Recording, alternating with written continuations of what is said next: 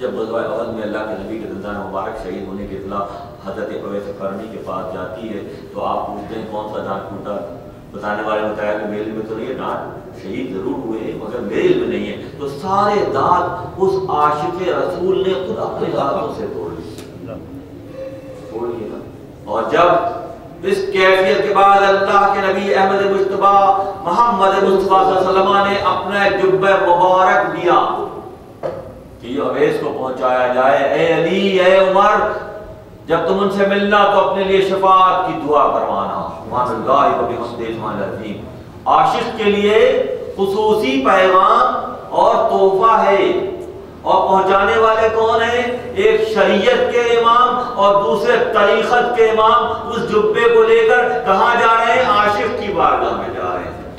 جب عاشق سے ملاقات ہوتی ہے تو کیا فرماتے ہیں؟ ویسے خانی فرماتے ہیں یا امیر المومنین اللہ آپ کو امت کی طرف سے خصوصی فضل سے سرفراز کرے۔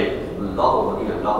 امت میں جہاں جہاں بھی عمر کے انداز میں سوچنے کا عمل ہے، یقین رکھیے عمر کو حصہ ضرور ملے گا کہ ان کی اتباع کرتے ہوئے لوگوں نے اپنے آپ کو دین پر چلانے کے لیے انتہائی استقامت سے وقف کر دیا۔ یا امیر المومنین آپ کو اللہ امت کی طرف سے اپنی خصوصی فضل سے نوازے، اور یا علی ابن ابی طالب آپ کو اللہ اپنے خصوصی فضل سے بہرمند کرے۔ یہ صرف انداز ہیں، کسی کے حصے میں کچھ ہے کسی کے حصے میں کچھ ہے۔ یہ اللہ کے نبی کے صحبت یافتہ اصحاب کی زندگی کے تذکرے میرے شیخ نے صراط الذین انعمت علیہم موضوع دیا ہے، اتنی وسعت ہے اس میں۔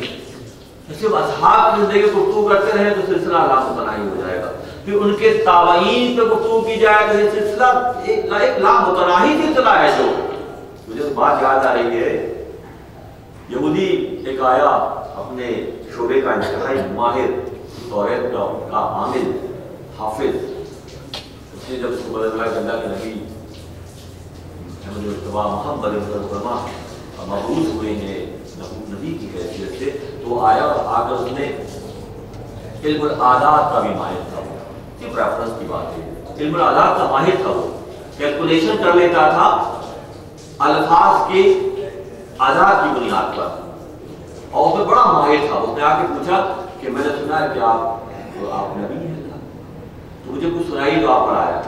اللہ کے فرمایا کا ہا یا عین صاد، جیسے جیسے آپ کی زبان اثر سے الفاظ ادا ہو رہے تھے وہ یہودی کی آنکھیں پھٹتی چلی جا رہی تھی کہ یہ تو لامتناہی سلسلہ ہے، یہ قیامت تک کے لیے اللہ نے آپ کو مبعوث کر دیا ہے۔ ان الفاظ کی ترتیب یہ بتا رہی ہے کہ یہ علم جو ہے قیامت تک کے لیے آپ کے حصے میں آ گیا ہے۔ تو یہودی کا علم یہ ہو سکتا ہے، تو ان کی فضیلتیں کس لیول پر جا سکتی ہیں؟ وہ یہودی جن کے بارے میں مشہور ہے کہ وہ یقتلون النبیین بغیر حق، اللہ کے نبیوں کو بغیر حق کے یہودیوں نے شہید کیا۔ ان کا کردار تو یہ ہے، تو پھر جنہوں نے محبت کر کے دکھائی نبی سے، ایک تو نبیوں کے باغی ہیں، نبیوں کو نقصان پہنچا رہے ہیں، ان کی لادیاں کر رہے ہیں، ان کو دکھ پہنچا رہے ہیں، ایک وہ جو ہر نبی کے عمل کو، میں نے پچھلی گفتگو میں قرض لیا سے پرستہ روز پہلی محرم کو کراچی یونیورسٹی کے سامنے ایک بہت خدا و شخصیت نجیب اللہ قادری صاحب سلسلہ قادریہ کی شخصیت کے ہاں بیان کا موقع ملا، تو میں بیعت کر رہا تھا کہ ہر عمل کو اصحاب نے اختیار کیا۔ جب عثمان غنی مکہ مکرمہ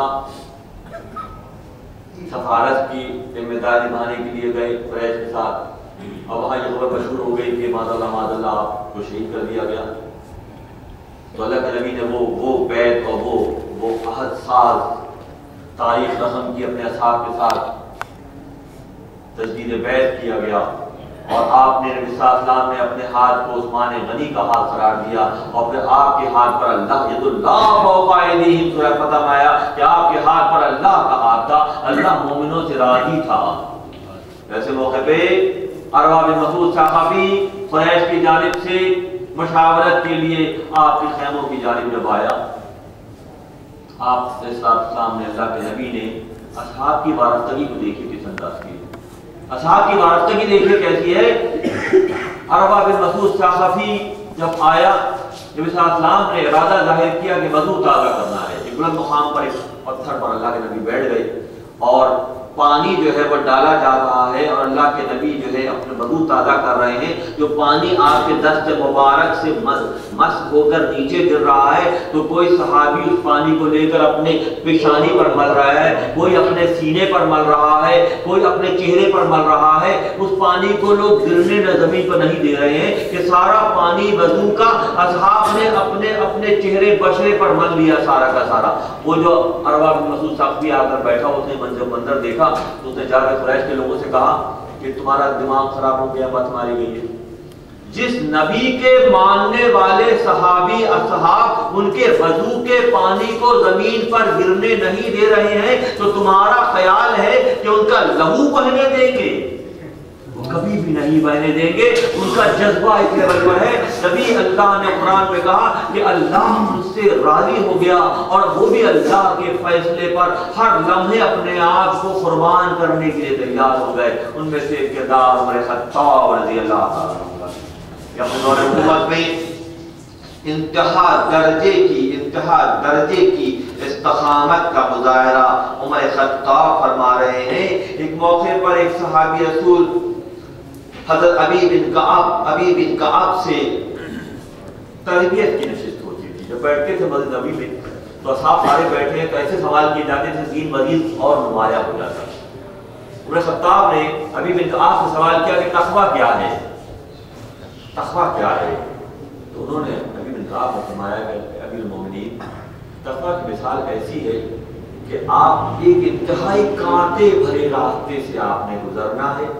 आप दामन को इस अंदाज में समेट लीजिए कि आपका लिबास और आपके कपड़े उस कांटों में ना उलझे और फिर वो रास्ता तय करके गुजर जाइए।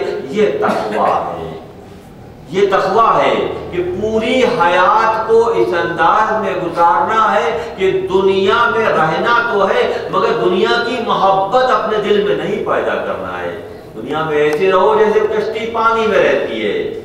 कश्ती पानी में रहती है, मुसाफिरों को यहाँ से वहाँ एक साहिल से दूसरे साहिल पे पहुँचाती है, माल भी उठाती है, माल मवेशी भी लेकर जाती है। अगर उस कश्ती में सुराख हो जाए तो फिर कश्ती डूब जाती है। तो दायरा बशरियत का ये दौर असहाब ने इस अंदाज में गुजारा कि दुनिया की मोहब्बत दिल में नहीं पैदा हुई। पैबंद लगे हुए कपड़े हैं, ग़िज़ा जो है वो सिर्फ ज़ैतून है, मगर शिकवा ज़बान पर नहीं है। और शिकवा ज़बान पर नहीं है। और फिर नबी से मोहब्बत इस अंदाज की है कि एक भी जुमला जो है उनकी शान के मुताबिक अगर किसी ने अदा नहीं किया तो उस पर शदीद एहतजाज करते नजर आते हैं। उमर खत्ताब और तक़वे की कैफियत को नुमाया करने के लिए जब सवाल करते हैं तो हज़रत अबी बिन कअब ने जब ये फरमाया तो हज़रत उमर खत्ताब ने फिर इसको मज़ीद उजागर किया, फरमाया कि पूरी हयात को इस अंदाज में गुजारना है दायरा बशरियत के कि हर लम्हे खशियतुल्लाह की तक़वा एक तक़वा होता है, एक फतवा होता है। एक मौके पर हज़रत इमाम अबू हनीफा रहमतुल्लाह अलैह से ने फतवा लिखा कि अगर कपड़े पर नजासत लग जाए तो उतना हिस्सा दामन धोकर आप नमाज अदा कर सकते हैं। यह है फतवा जो आपने इल्म फ़क़ह के रूह से मुरतब किया। एक मौके पे ऐसा हुआ कि खुद इमाम हज़रत अबू हनीफा रहमतुल्लाह अलैह के कपड़े नजासत में मुलव्विस हो गए। घर के अंदर गए, असहाब को छोड़कर बैठक में अंदर गए, नहा धोकर साफ सुथरे कपड़े पहने वापिस आकर मस्जिद में बैठे। तो पूछने वाले ने सवाल किया कि या इमाम, क्या वजह है कि आपने फतवा तो ये लिखा है कि कपड़ों पर नजासत लग जाए तो उतना हिस्सा धोकर नमाज अदा की जा सकती है, और जब आपके साथ ये मामला हुआ तो आपने पूरा अमल दोहराया, मुकम्मल तौर पे अपने कपड़े तब्दील किए, नहाए और फिर इस तरह से किया। तो आपने फरमाया कि वो फतवा है और ये तक़वा है। फतवा आमतुन नास की सहूलत के लिए है, मगर अल्लाह के दोस्तों का मामला ये है कि वो अपनी ज़ात पर हद दर्जे सख्ती इसलिए करते हैं हसनातुल अबरार सय्यातुल मुक़र्रबीन फरमाया। तो आम लोगों के लिए अच्छी बात है, मायूब बात नहीं है, मगर वो जो मुक़र्रब होने का दावा करते کرتے ہیں اور جو مخالف ہوتے ہیں ان کے لیے وہ معصیت کی بات ہے، ان کے لیے وہ برائی کی بات ہے کہ دوسرے لوگ ذرا سا ذوف طاری ہوتا ہے تو مسجدوں کے دونوں جانب جو ہے وہ کرسیوں کی تعداد بڑھتی چلی جا رہی ہے۔ کچھ ایسے بھی ہیں، نظروں کی ضرورت ہے، کچھ ایسے بھی ہیں جو چاہے وہ کرانہ تھالی کی کسی کیفیت میں بھی ہو، وہ اپنی پیشانی کو اسی انداز پر زمین پر بچھاتے ہیں جو بچھانے کا حق ہے۔ ذرا توجہ سے دیکھیں کہ دور سے آس پاس نظر بینا کا تقاضا کرنا ہے اللہ نے۔ اللہ ہمیں ایسی آنکھیں دے جو ہمیں حق دکھانے جیسی ہو جائے، جو ہمیں حق دکھانے جیسی ہو جائے۔ سہولتیں نہیں چاہیے، یہ دارہ بشریت کا دور دار امتحان ہے۔ جو اپنے برزخ کو اس دنیا میں گزار لیں گے ان کا برزخ بہتر ہو جائے گا، اور جو یہاں سہولتیں چاہیں گے تو ان کا برزخ انتہائی مشکل ہو جائے گا۔ تو فیصلے کی گھڑی ہے، اختیار کی آزادی ہے کہ ہم نے یہی کرنا ہے کہ اصحاب کے انداز میں، اہل اللہ کے انداز میں اپنی پیشانیوں کو سجدہ ریز کرنے کی عادت ڈالنی ہے، چاہے یہ جسمانی وجود تنگی میں آ جائے، اس تنگی کو خاطب نہیں لا کر اپنے رب کے آگے سجدہ ریز ہونے کا عملی مظاہرہ ہر دور میں کرنا ہے۔ جو صاحب ہماری روحیں، ہماری جانیں آپ کا فرمان، اللہ کے نبی اپنی حیات کے آخری ایام تک بھی اصحاب کے کندھوں کا سہارا لے کر مسجد میں جاتے نظر آ رہے ہیں، اور آپ کے پیر مبارک، آپ کے قدم مبارک بھی زمین سے ایک طرح سے رگڑ رہے ہیں۔ تو بتائیے ہمارے کانوں میں کس نے کہہ دیا، ہمیں کس نے خوشخبری سنا دی کہ ہماری رعایتیں ہیں؟ کس نے ہمیں بتا دیا؟ کس بنیاد پر بتا دیا؟ وہ جو باعث تخلیق کائنات ہیں، جو اللہ کے حبیب ہیں، جو انبیاء کے سردار ہیں، جو شب اسریٰ میں جبرائیل کو پیچھے چھوڑ کر آگے جا رہے ہیں، ان کا حال دارہ بشریت میں انہوں نے عملی طور پر کر کے دکھایا، تو کیا ہما شما کے لیے گنجائش نکلتی ہے؟ کس بنیاد پر لوگ نکال رہے ہیں؟ یہ تربیت کی نشست ہے، یہاں یہ جگانے کی محفل ہے۔ اگر کہیں جہاں سے جاگے وہیں سویرا ہے، اگر آج بھی احساس پیدا ہو جائے اور دلوں میں جذبے پیدا ہو جائیں، وہ جو علی کل شیء قدیر ہے، جو عمر کے دل کی بات کے نتیجے میں جبرائیل امین کو بھیج رہا ہے، جو محمد عربی کا صرف دیکھنا آسمانوں کی طرف دیکھ کر قبلہ تبدیل کر رہا ہے، وہ ہماری بھی سنے گا۔ ہم کب اپنے رب سے پختہ تعلق میں آئیں گے؟ ہم کب آئیں گے؟